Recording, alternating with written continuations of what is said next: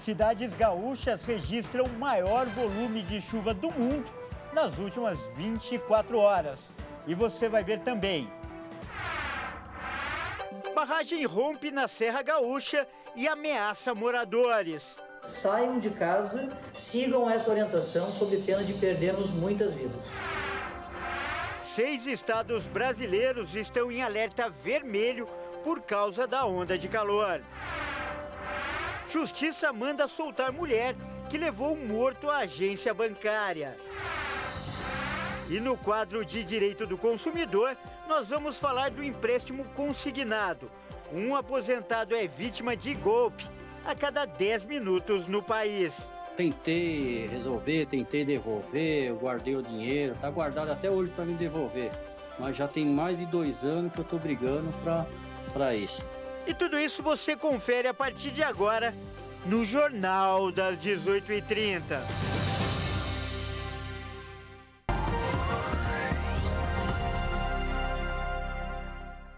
Olá, seja muito bem-vindo. Nós estamos ao vivo. São 18 horas e 33 minutos pelo horário de Brasília. Eu sou o Kleber Werneck e a partir de agora você acompanha comigo as notícias do Brasil e do mundo desta quinta-feira.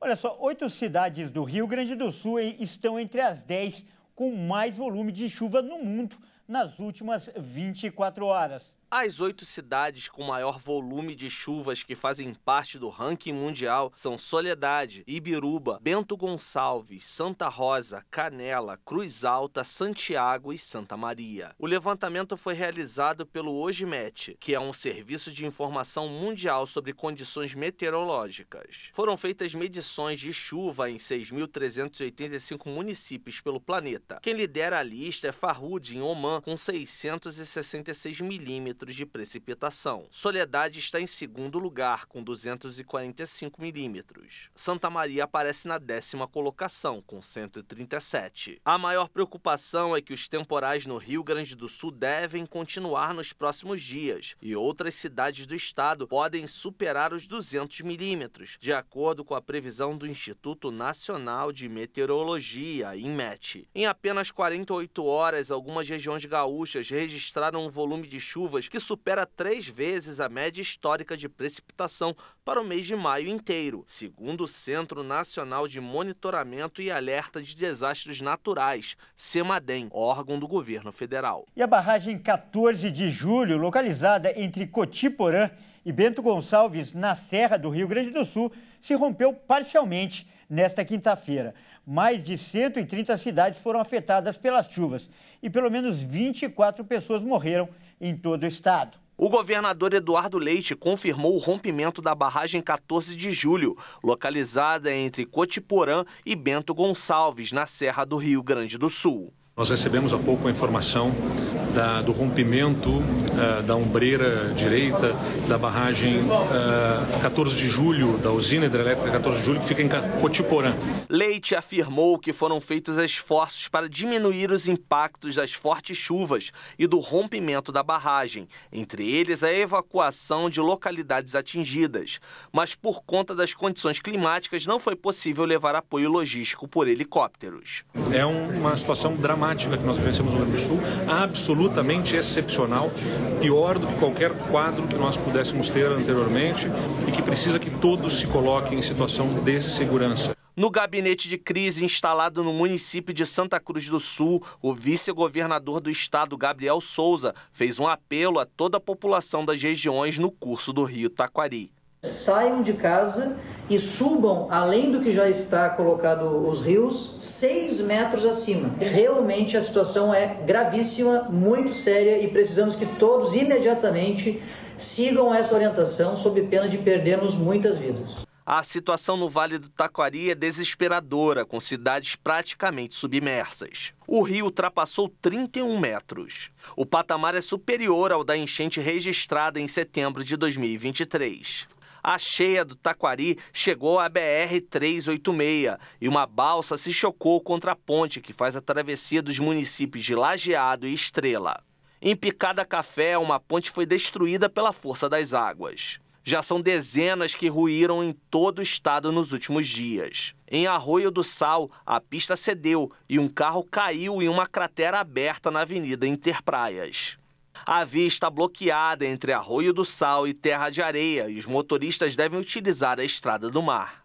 Na capital Porto Alegre, o rio Guaíba ultrapassou a cota de inundação de 3 metros e invadiu o Cais Mauá. A prefeitura fechou as comportas de contenção do sistema de proteção contra enchentes para evitar que a região central da cidade inunde.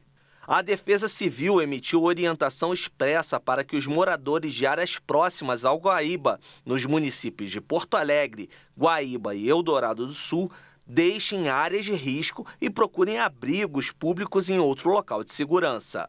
E o Rio de Janeiro registrou no feriado o dia mais quente para o mês de maio nos últimos 20 anos. E a previsão é de mais calor para os próximos dias. No feriado do Dia do Trabalhador, a capital fluminense registrou a temperatura de 36,7 na Vila Militar, bairro localizado na zona oeste da cidade. Até então, Niterói, a região metropolitana, até às 5 da tarde, era a região mais quente do Brasil, com temperaturas na máxima de 37,6 graus. A onda de calor devido a uma grande massa de ar seco no centro-sul do país deve continuar pelo menos até o dia 10 de maio. Segundo os meteorologistas, os próximos dias serão quentes, com temperaturas máximas entre 3 e 5 graus acima da média para todo o território fluminense. Por conta das altas temperaturas, os banhistas lotaram as praias da cidade nos últimos dias.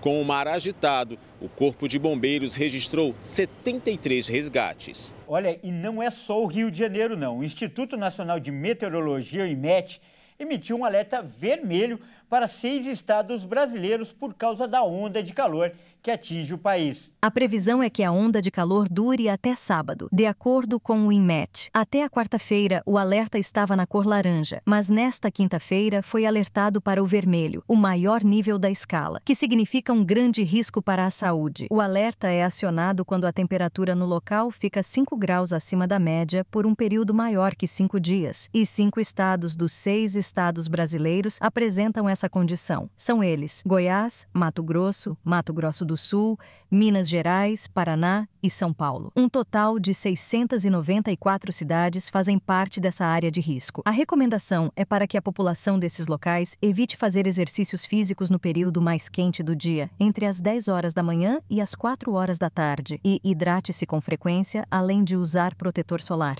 Olha, e para falar mais sobre o tempo que vem causando grande preocupação no país, nós vamos conversar agora com um especialista. O nosso convidado é o Guilherme Alves, ele que é meteorologista da Climatempo. Boa noite, Guilherme. Primeiro, seja muito bem-vindo aqui ao Jornal das 18h30. Boa noite, prazer estar aqui com vocês. E primeiro eu peço para que você fale a previsão para o sul do país. Essas fortes chuvas que estão causando muitos estragos devem continuar até quando? Então, analisando o cenário futuro, tá?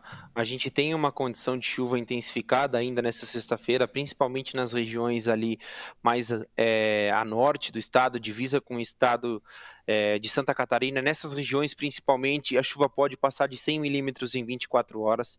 Mas essas regiões fortemente afetadas nos últimos dias, né, pegando principalmente a região das Missões, Central, Vales e Metropolitana do estado do Rio Grande do Sul, seguem em alerta para temporais. Mas não só Rio Grande do Sul, tá? Importante focar que várias regiões do estado de Santa Catarina já começaram a registrar inundações. Volumes de chuva excepcionais para essa época do ano, e toda a atenção para a região de Santa Catarina e faixa extremo sudoeste do estado do Paraná para essa sexta-feira. Para os próximos dias, a tendência é que o volume de chuva deva se intensificar, principalmente ao longo do sábado e do domingo nessas regiões. Entretanto, para a semana que vem, a gente deve ter um novo forçamento a partir da terça-feira de frentes frias para passar pelos estados aí do Rio Grande do Sul, Santa Catarina e Paraná, e o alerta se volta novamente porque o solo já está muito encharcado pelas chuvas dos últimos 5 dias. E sobre essa onda de calor que atinge 6 estados brasileiros, está com alerta vermelho. Ela também deve ser motivo de grande preocupação. Quais são as características desse calor de outono? Então, esse calor muito atípico, tá? Ele deve continuar pelo menos até o dia 10 de maio e ele se estabeleceu ali na região central do Brasil desde o último dia 22. Essa onda de calor que se estabilizou, o sistema que está causando essa onda de calor, essa massa de ar quente que atua ali, é basicamente o que causou as últimas ondas de calor do ano passado. É um sistema de alta pressão que se estabelece em médios níveis da atmosfera e intensifica muito a circulação de cima para baixo. Ou seja, ele inibe a formação de nuvens de chuva e bloqueia o avanço das frentes frias, como a gente está vendo lá na região sul do Brasil. Essa tendência não deve mudar até o dia 10 de maio.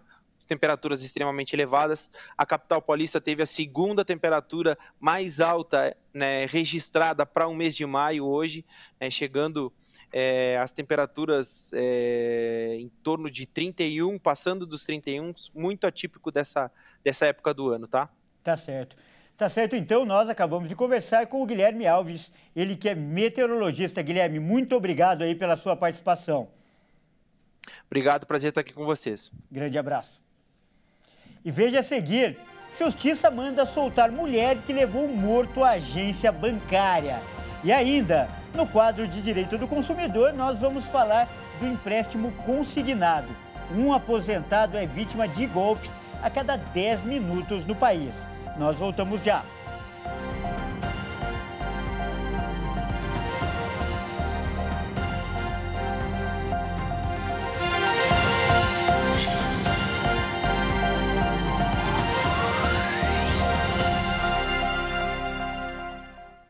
Nós estamos de volta e ao vivo. São 18 horas e 47 minutos pelo horário de Brasília.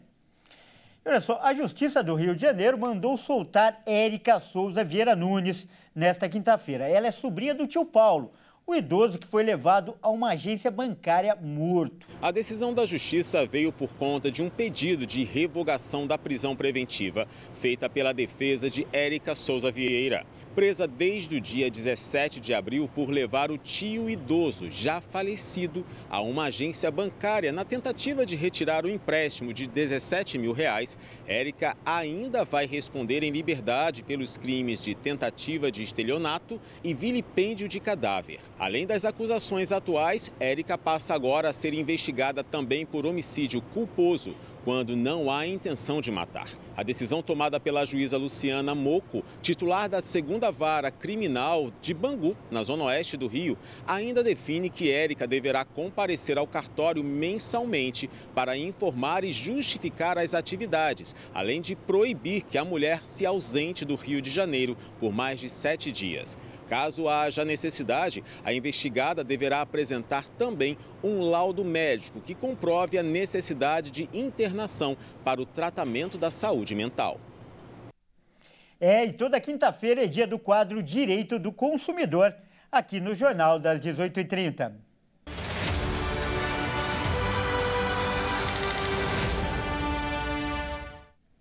E atenção a esse número, a cada 10 minutos um aposentado é vítima do golpe do empréstimo consignado no Brasil.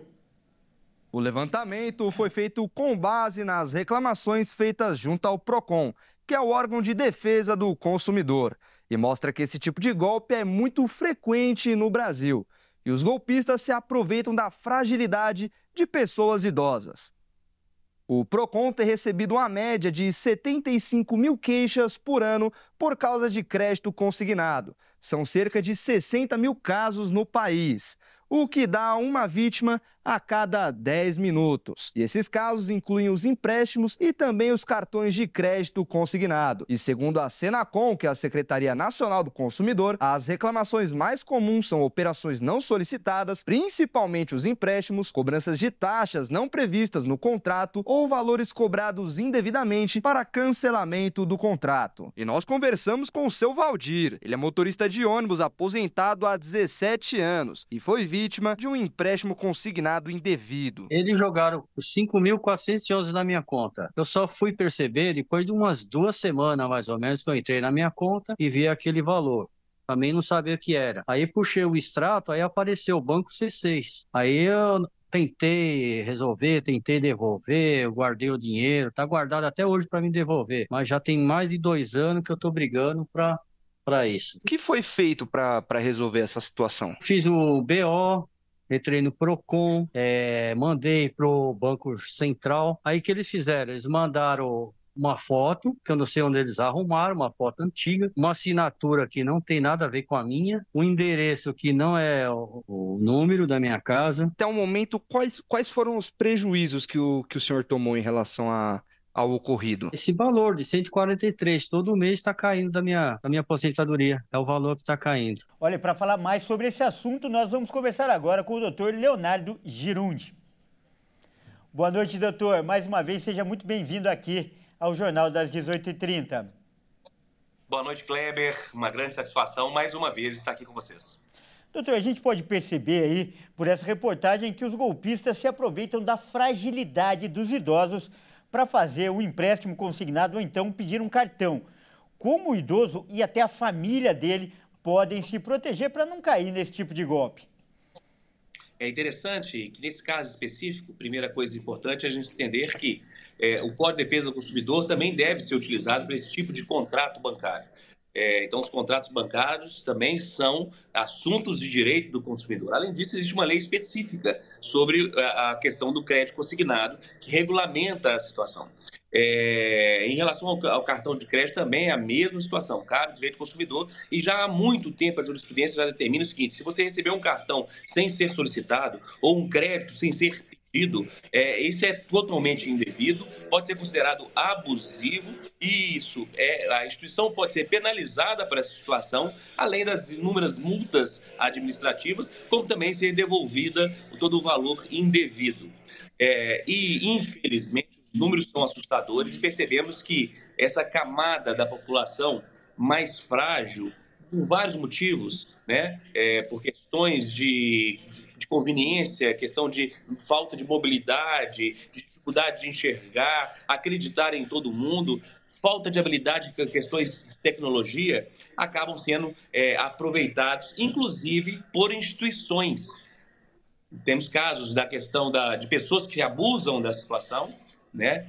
Golpistas efetivamente, pessoas físicas que batem nas portas, mas também temos instituições que se aproveitam disso.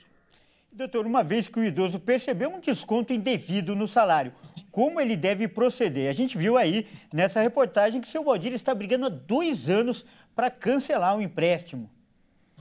E a gente tem que pensar, Kleber, e imaginar o seguinte: o sofrimento que uma pessoa dessa passa, né, emocionalmente, isso é o que nós chamamos de dano moral. A pessoa fica em casa sofrendo por uma coisa, lembrando, olha, será que hoje vai resolver? Será que hoje vai resolver aquela situação no banco? O que é aquele dinheiro que está na minha conta? Será que vai chegar? É a insegurança que gera, isso é dano moral. Então, o que deve ser feito? Se isso aconteceu com você, você deve registrar um boletim de ocorrência, como fez o nosso telespectador, procurar o PROCON, fazer a reclamação, lembrando que o PROCON é um órgão administrativo. Então, se for verificada uma falha daquela prestação de serviço, a multa será destinada a órgãos públicos e não para você. Então, você também deve ingressar na Justiça, no Juizado Especial do Consumo, buscando que a instituição regularize essa situação. Quer dizer, devolva o dinheiro que foi colocado na sua conta indevidamente e que todo o dinheiro que saiu seja ali devolvido com juros, correções monetárias, além do dano moral, por essa situação, esse incômodo todo que você sentiu.